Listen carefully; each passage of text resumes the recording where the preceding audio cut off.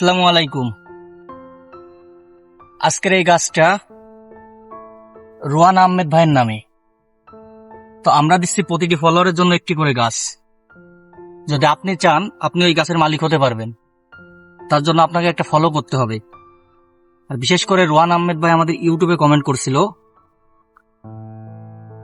যে আমার নামে একটা গাছ লাগান, তো সেই উপলক্ষে গাছ লাগানো। আমরা একটি ফলোয়ারের জন্য দিচ্ছি একটি করে গাছ। তো সবাই ফলো করবেন, কমেন্ট করবেন, ভালো লাগলে শেয়ার করবেন।